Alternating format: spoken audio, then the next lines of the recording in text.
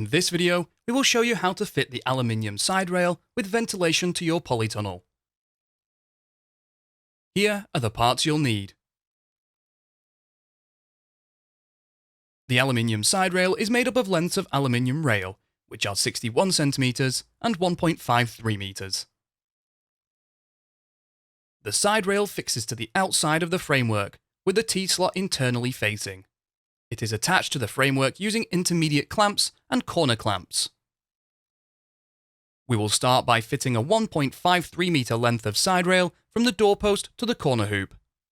This piece will extend beyond the width of your polytunnel and will be trimmed to size at the end. The 61 cm and 1.53 meter lengths will be used down the length of your polytunnel, corner to corner. The side rail should be fitted so it leaves a gap of 75 cm between the top of the base rail and the bottom of the side rail.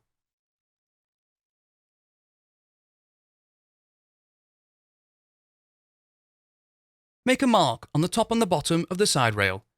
Carefully pull to the side to reveal the doorpost and make a mark on the doorpost in line with the T-slot.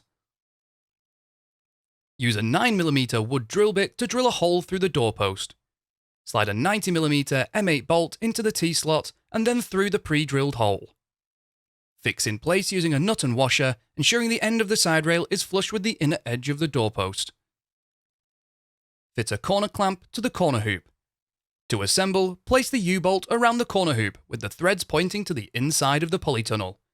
Place the tube pressing and then corner clamp onto the threads, ensuring the corner clamp wings run parallel with the width and length of your polytunnel. Secure in place with nuts, finger tight. Slide a 16mm M8 bolt into the T-slot of the rail and through the corner clamp. Secure the side rail to the corner clamp using a nut. Move the corner clamp up or down so that the bottom of the side rail is 75 cm above the base rail and firmly tighten the corner clamp nuts. We will now fit the aluminium side rail down the length of your polytunnel. Starting with the 61 cm length, slide a 16mm M8 bolt down the T-slot and locate the bolt through the corner clamp. Put the side rail up to the corner side rail and tighten the nut. You will now start to use the 1.53 meter lengths of side rail. Join this length to the previously fitted length using a rail joiner. Slide half of the rail joiner into one piece of the side rail and tighten the screws using the Allen key bit provided. Then slide the second piece of the side rail onto the rail joiner and tighten the screws. To secure the side rail to the intermediate hoop, slide two hexagon bolts from the intermediate clamp down the T-slot of the side rail. Position them at either side of the hoop.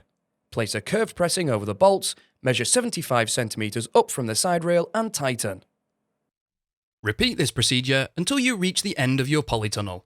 The final piece will exceed the length of your polytunnel and we will trim this off at the end.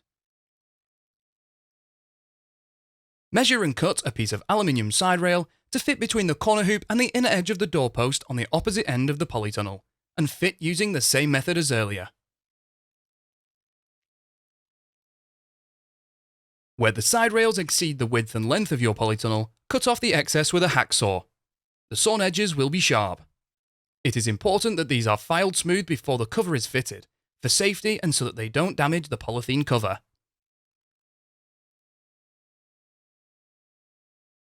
If you have ordered aluminium side ventilation for both sides of your polytunnel, repeat this process on the opposite side.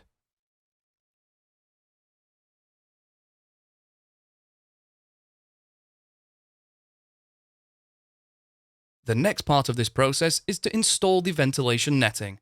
However, it is best to fit the ventilation netting after the polytunnel cover has been fitted. This is because during the process of fitting the cover, the rails are raised. The cover is attached and then the rails are lowered to add extra tension. Fitting the ventilation before this cover has been fitted will hinder the process and will result in the ventilation netting being baggy. Please watch the video, Fitting Polytunnel Cover to Aluminium Rail, and then return to this section to perform the final bit of your ventilation netting. To fit the ventilation netting, start by rolling it out down the length of your polytunnel and ensure there's enough overhang at either end. The green netting is secured to the side rail using the U and T profiles, which will need cutting to size. Measure and cut a piece of U-profile to fit between the doorpost and corner clamp. Position the netting over the channel and secure in place by pushing the U-profile onto the channel.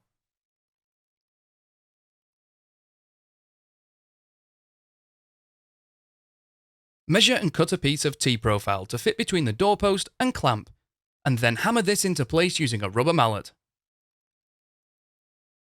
Now work down the length, adding sections of the U-profile to secure the ventilation netting to the side rail.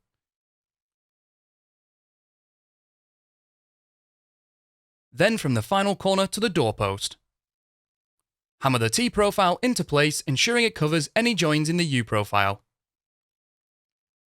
Repeat this procedure to secure the ventilation net to the base rail. It is best to start in the centre and work outwards to both ends. Pull the net down while doing so to tension.